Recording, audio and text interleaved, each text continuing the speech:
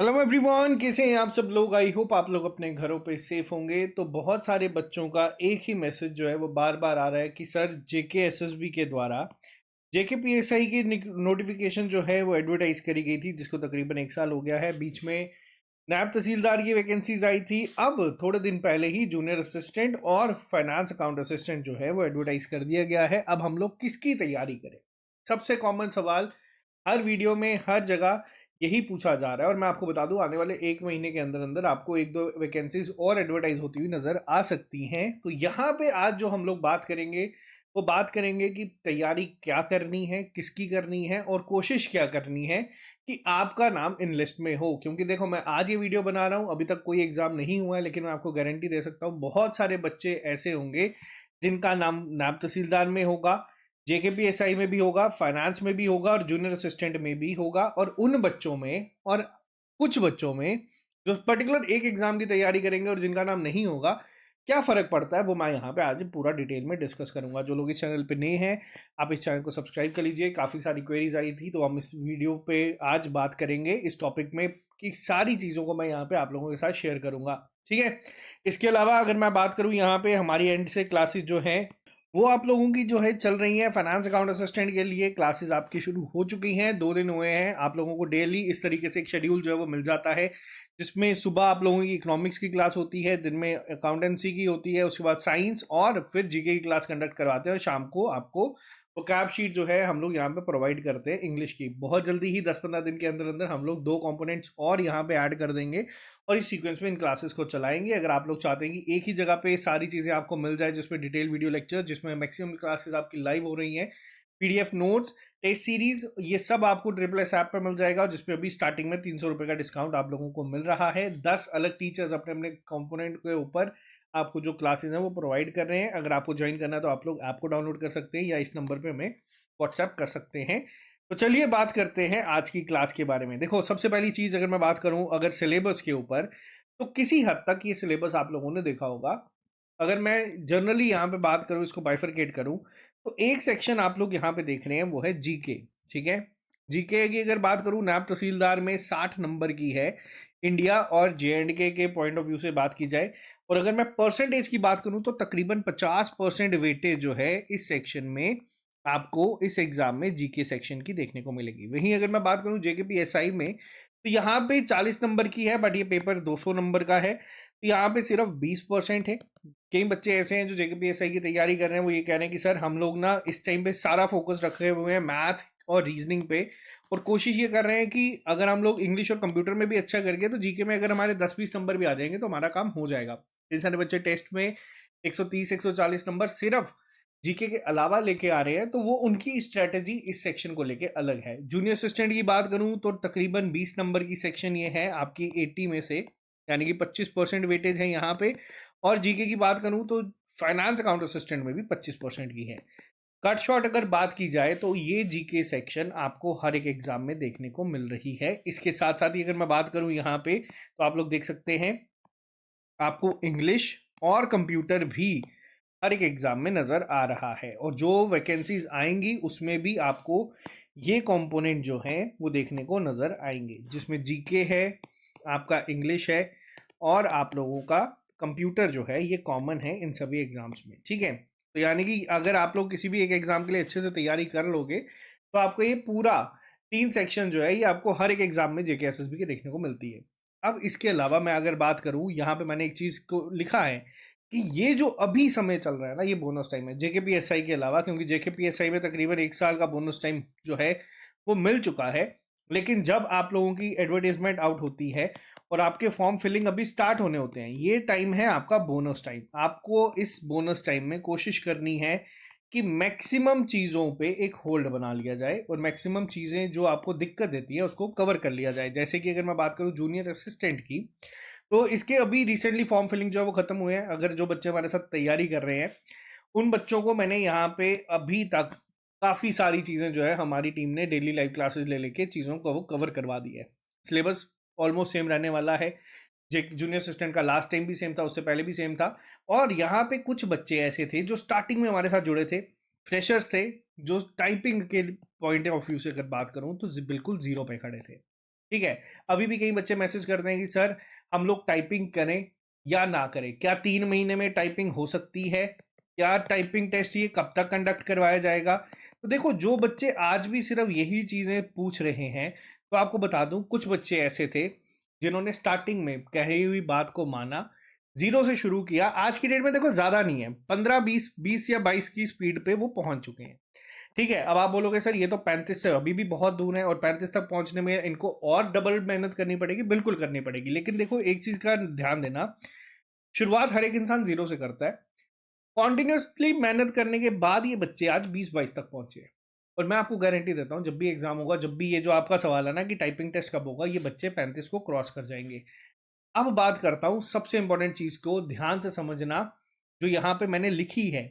आपको सबसे पहले ना एक प्रायोरिटी सेट करनी पड़ेगी। आपको कुछ काम मैं यहाँ पे दूंगा जिसको आपको फॉलो करना है। सबसे पहली चीज, आपको ना एक पेज लेना है और आपको उस पे ना एक टॉप प्रायोरिटी पे लिख लेना है।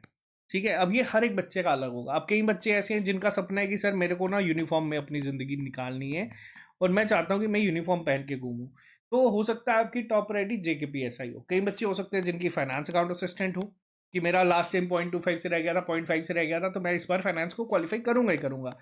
कई बच्चे ऐसे हैं जो सोच रहे होंगे कि सर सिलेबस कम है, तो मैं जूनियर असिस्टेंट के ऊपर टारगेट करता हूँ कि पहले मैं इसको क्वालिफाई कर लूँ। अब कई बच्चे ऐसे हैं जो VLW पटवारी ऑलरेडी क्वालिफाई कर चुके हैं, ठीक है, जो ऑलरेडी हो सकता है कि इन एग्जाम्स को क्वालिफाई कर चुके हैं, और वो सपना देख रहे हैं कि सर इस बार ना हम लोग नायब तहसीलदार पे खत्म करेंगे।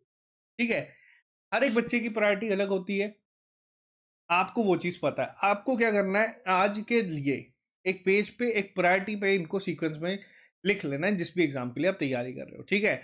अब जिसकी JKPSI की प्रायोरिटी है, देखो JKPSI की अगर मैं बात करूं, GK, इंग्लिश, कंप्यूटर आपका कॉमन है।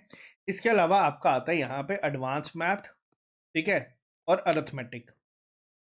इसके साथ साथ आपका आता है यहाँ पे रीजनिंग। और इस पर्टिकुलर पूरे एग्जाम की अप्रोच है कि आपको चाहिए सिर्फ और सिर्फ प्रैक्टिस, जितनी कर सकते हो उतनी। ठीक है। JKPSI के एक्सपीरियंस के लिए अभी थोड़े दिन पहले हम लोगों ने एक टेस्ट रखा था जिसमें 100 नंबर का टेस्ट था, 60 मिनट का मैंने आपको टाइम दिया था। और मैंने उस टेस्ट को फ्री कर दिया था कि देखे तो सही कितना बच्चा सीरियस होकर तैयारी कर रहा है। देखो बहुत बच्चों ने उसको अटेम्प्ट किया, लेकिन सीरियस एक्सपीरियंस ना दिख जाता है कि कितना है जो आज भी कर रहा है। अब कई बच्चे कह रहे हैं सर JKPSI पे कोर्ट केस चल रहा है। मैं आपको बता दूं JKPSI का जो कोर्ट केस है वो JKP कांस्टेबल की तरह ही है। और JKP कांस्टेबल की हियरिंग पे जो जजमेंट जो दी गई थी कैट के द्वारा, वही सेम यहाँ पे आएगी। बहुत ज़्यादा चांसेस हैं। और इसका जो केस है ना, वो सिर्फ एक हियरिंग का जो है मैक्सिमम है, जिसकी अगर एक दिन इसकी प्रॉपर हियरिंग होगी ना, ये केस खत्म हो जाएगा। और मेन मुद्दा यहाँ पे ना इस एग्जाम के डिले का नहीं है, मेन मुद्दा है यहाँ पे कि जब ये एग्जाम होगा कितने बच्चे इसको क्वालिफाई करेंगे। जनवरी में अगर एग्जाम हो जाता लास्ट टाइम, या मान लो मार्च में एग्जाम कंडक्ट अगर करवा लेती थी SSB, तो मैं आपको गारंटी से एक चीज कह सकता हूँ, कट ऑफ इसका कम जाता। लेकिन अभी बच्चे क्या है, सीरियसनेस कम करते जा रहे हैं। यही JKPSI वालों ने स्विच किया था नायब तहसीलदार पे, नायब तहसीलदार से जंप किया जूनियर असिस्टेंट पे, जूनियर असिस्टेंट से जंप किया फाइनेंस अकाउंट असिस्टेंट पे। और कुछ बच्चे आज भी ऐसे हैं जो बिल्कुल शिद्दत से JKPSI की तैयारी कर रहे हैं। अब देखो मैंने आपको क्या बताया, 3 सेक्शंस तो देखो सेम है। ठीक है। ये तो करनी ही करनी है, फिर आप किसी भी एग्जाम की तैयारी करो। अभी आपका काम होना चाहिए कि अगर आपके पास, अब जिन बच्चों ने मेहनत की है उनको सिर्फ प्रैक्टिस करनी है। कोई भी बुक उठा लो, उसको रोज प्रैक्टिस करो। रीजनिंग का कोई जो है SSC CGL CHSL का प्रीवियस ईयर सेट लगा लो, आप लोगों के लिए वो काफी बेनिफिशियल होने वाला है। ठीक है। इसके बाद दूसरा सवाल आता है जो यहाँ पे आप लोग देख रहे हैं। मैंने दूसरी चीज यहाँ पे क्या लिखी है, मैंने आपको लिखा था सबसे पहले क्या, आपको एक प्रायोरिटी सेट करनी है कि किस एग्जाम को आपको मेन फोकस पे रखना है। उसके बाद दूसरा क्या है, मेक प्रॉपर शेड्यूल और उसको डेली फॉलो करो। अब ये चीज क्या है, मैं थोड़ा सा आपके साथ यहाँ पे बात करता हूँ। मान लो कि कोई एक टॉपर है, ठीक है, एक आप लोग हो और एक मैं हूं। ठीक है। मैं तीनों एग्जांपल्स लूंगा। क्या ऐसी चीज है जो हम तीनों में कॉमन है, बताओ। वो है 24 आवर्स। हम तीनों के पास एक दिन में 24 घंटे ही है। फिर वो जो इस बच्चा एग्जाम को क्वालिफाई करेगा उसके पास भी, आपके पास भी, और मेरे पास भी। ठीक है।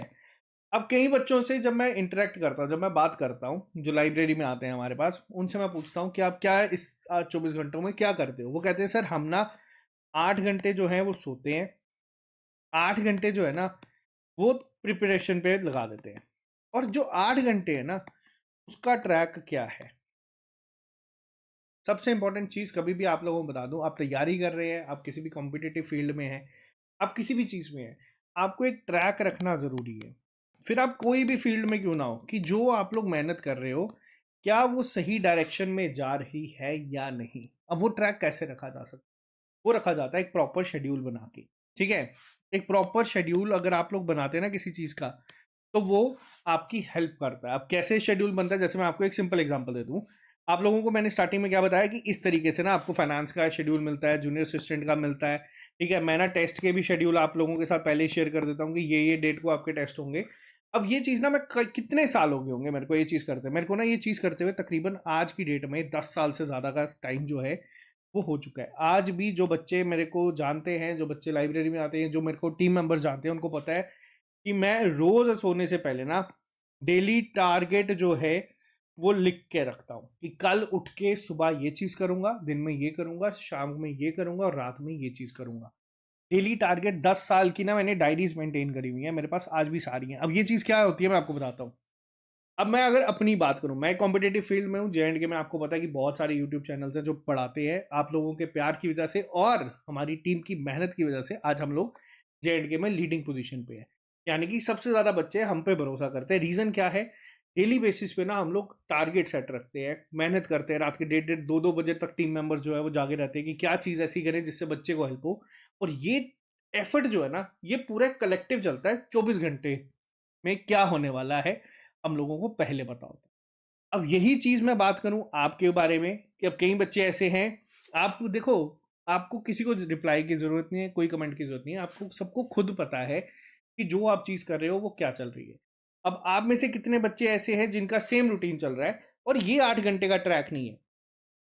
अब ये 8 घंटे कहाँ जा रहे हैं? ये 8 घंटे इंस्टाग्राम पे जा रहे हैं, ये 8 घंटे फेसबुक पे जा रहे हैं, ये 8 घंटे बीच में तैयारी के बीच में ब्रेक में जा रहे हैं।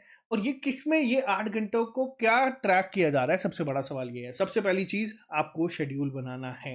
रोज 4 शिफ्ट में अपने दिन को ब्रेक करो।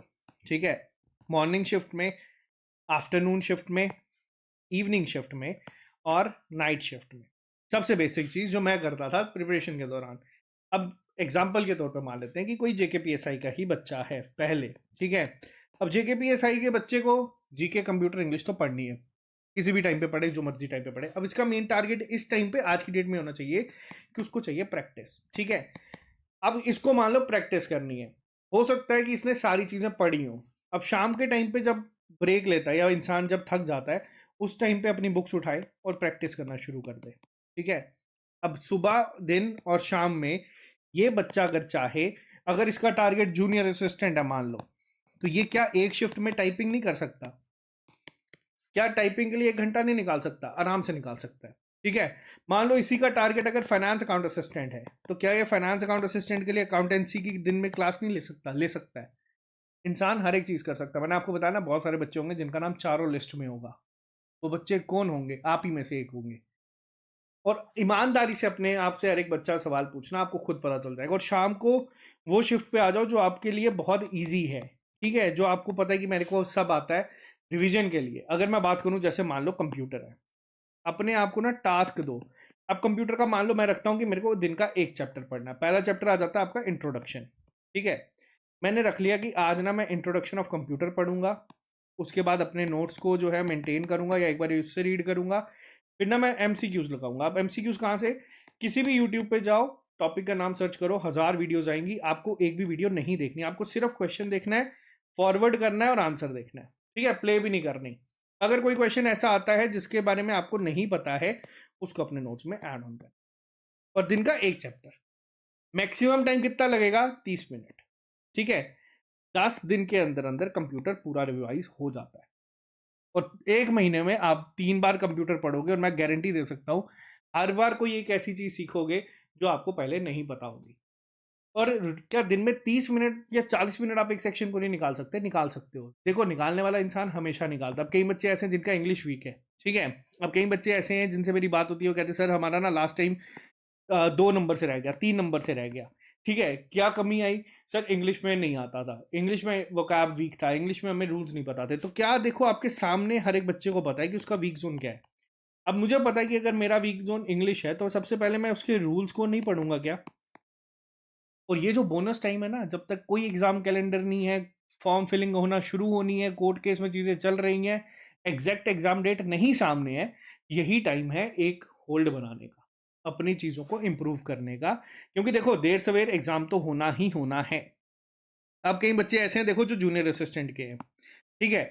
अब जेकेपीएसआई के बच्चे की अगर मैं बात करूं, जूनियर असिस्टेंट से तकरीबन तकरीबन आपका ना 70-80% सिलेबस मिलता है। ये वाला मैथ रीजनिंग की अगर मैं बात करूं तो ये इसका हार्डली 30% भी नहीं है जो आपका जेकेपीएसआई में। अब किसी बच्चे ने अगर इसके लिए अच्छे से पढ़ा होगा ना, उसके लिए ये सेक्शन हो जाएगी।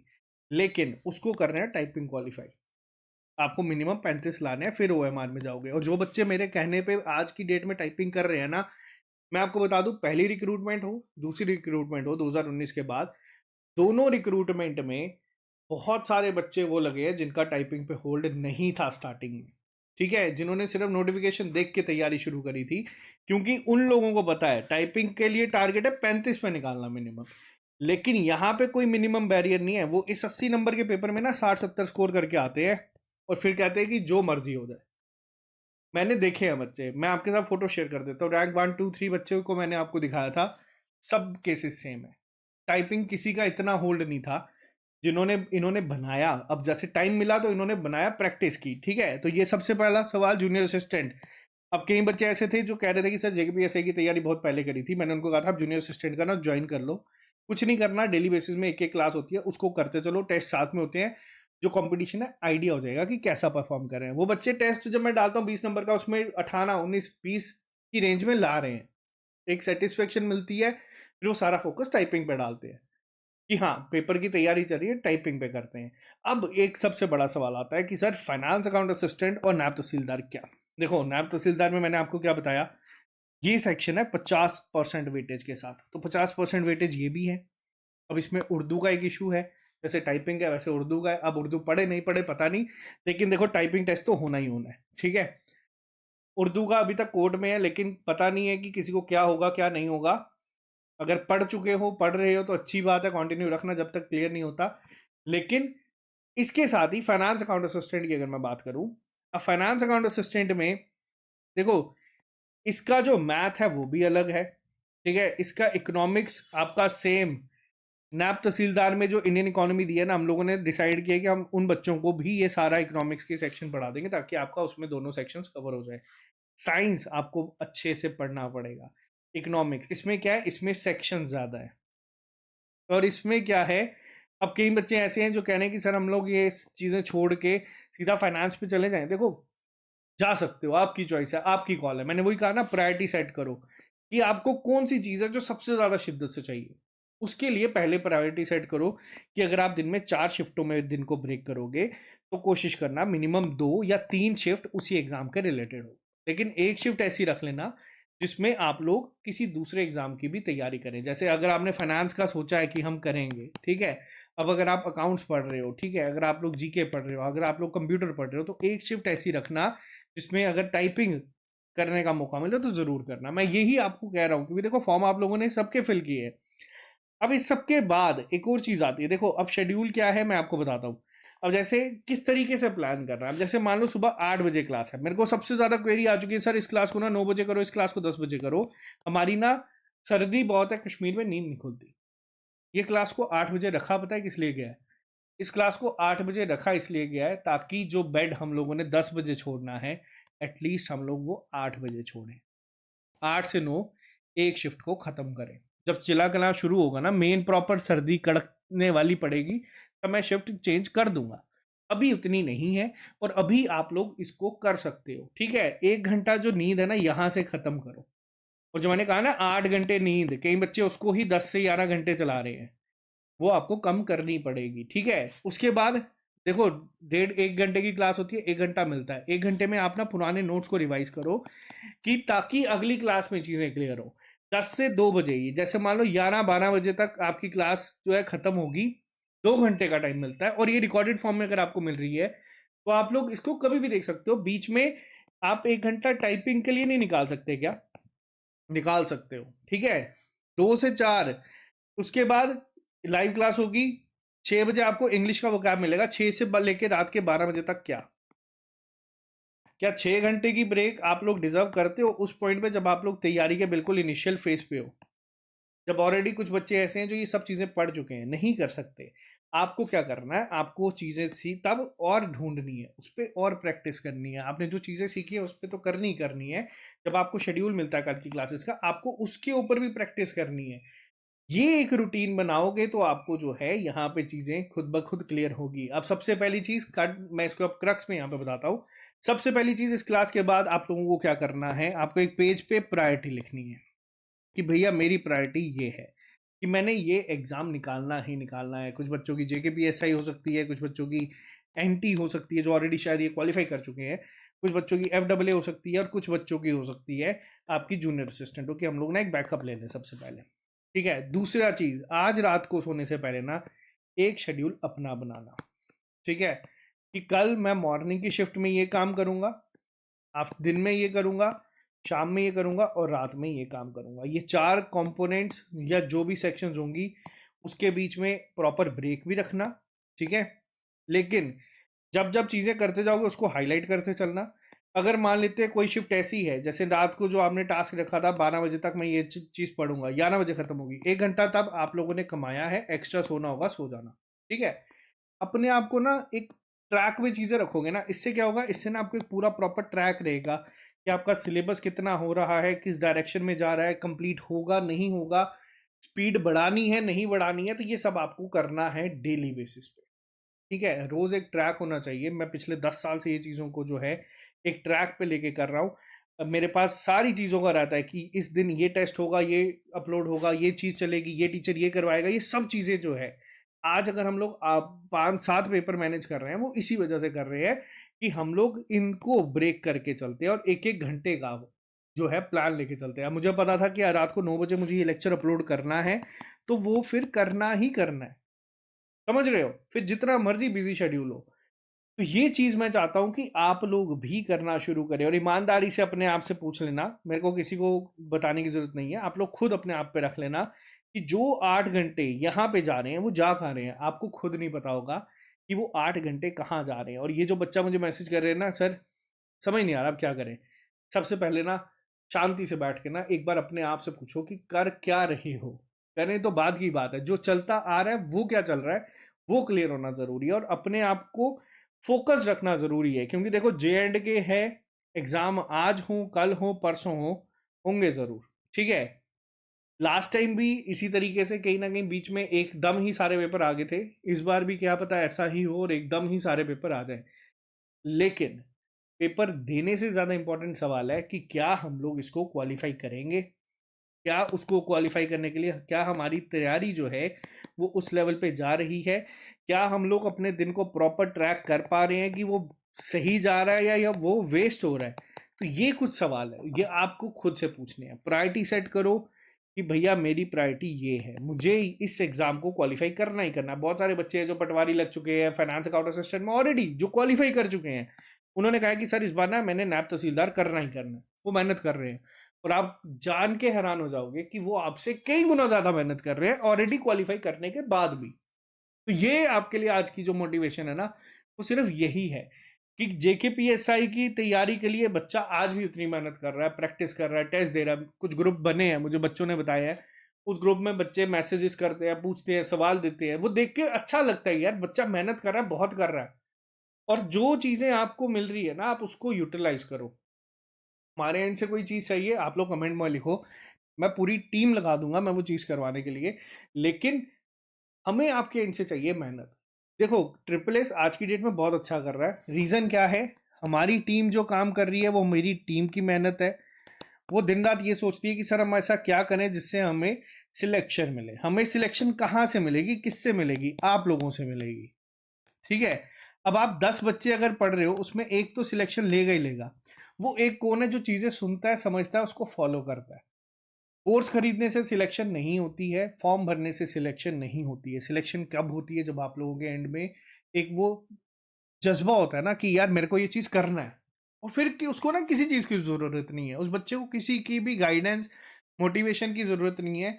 वो खुद अपनी रास्ता ढूंढ लेता है, वो खुद अपना रास्ता बना लेता है। आपके लिए आज ये सेशन इसलिए इंपॉर्टेंट है कि आपको ना वो आग चाहिए, क्योंकि देखो अभी आने वाले टाइम में दोबारा और नोटिफिकेशन आएंगी, फिर बच्चा बोलेगा यार फाइनेंस अकाउंट असिस्टेंट छोड़ो, हम ना फाइनेंस एसआई में जाते हैं, ठीक है, हम ना फाइनेंस इंस्पेक्टर बनते हैं। तो वो जो है ना, नोटिफिकेशन देख के बहुत अच्छा लगता है कि हाँ यार ये बन जाएंगे, बट वो बनने के लिए ना तपना पड़ेगा, ठीक है। आपको एक अपने आप को तपवाना पड़ेगा, प्रैक्टिस करनी पड़ेगी, मेहनत करनी पड़ेगी, दिन का एक एक घंटे का, एक एक मिनट का हिसाब लेके चलना पड़ेगा, तब जाके आपको उसका रिटर्न मिलेगा। तो आज के लिए सिर्फ इतना ही। बाकी अगर आपको हमारे साथ तैयारी करनी है, हमारे यहाँ पे सारे कोर्सेज अवेलेबल है, ठीक है। ज्वाइन करना चाहते हो कर लो, लेकिन कोर्स तभी ज्वाइन करना अगर वो चीज़ पढ़ोगे, नहीं तो उसका फायदा नहीं है, ठीक है। मेहनत करो, हमारे एंड से इस तरीके से शेड्यूल मिल जाते हैं। इन शेड्यूल में जो चीज लिखी है वो उस टाइम पे होगी, लेकिन उसके बीच का टाइम ऐसा नहीं है कि वो सारा ब्रेक में जा रहा है। वो आपको अपने एंड पे अपने हाथ पैर मारने हैं और चीजें सीखनी है, ठीक है, प्रैक्टिस करनी है। जहां से जो भी सोर्स मिलता है उससे पढ़ो, सीखो और कोशिश करो कि उसको इम्प्रूव करने की। तो आज के लिए फिलहाल इतना ही। मिलते हैं आप लोगों से जल्दी नए लेक्चर के साथ। आई होप आपको इसका आंसर जो है वो मिल चुका होगा कि सर क्या प्रिपेयर करें। तो अब ये डिसाइड आपको करना है कि आपको क्या प्रिपेयर करना है, लेकिन आपको जो भी प्रिपेयर करना है उसको ईमानदारी से करना है, ताकि कल को उस लिस्ट में आपका नाम हो। तो आज के लिए सिर्फ इतना ही। मिलते हैं आप लोगों से जल्दी नए लेक्चर के साथ। अगर आप लोग फाइनेंस की तैयारी करना चाहते हैं तो आप लोग हमारे साथ जुड़ सकते हैं, हमारी ऐप को डाउनलोड करके, ट्रिपल एस ऐप को डाउनलोड कर लेना, या अगर कोई क्वेरी है तो आप इस नंबर पे हमें व्हाट्सएप कर देना, टीम जो है वो आपको हेल्प कर देगी, ठीक है। बाकी मिलते हैं जल्दी ही। अलविदा, take care, see you soon.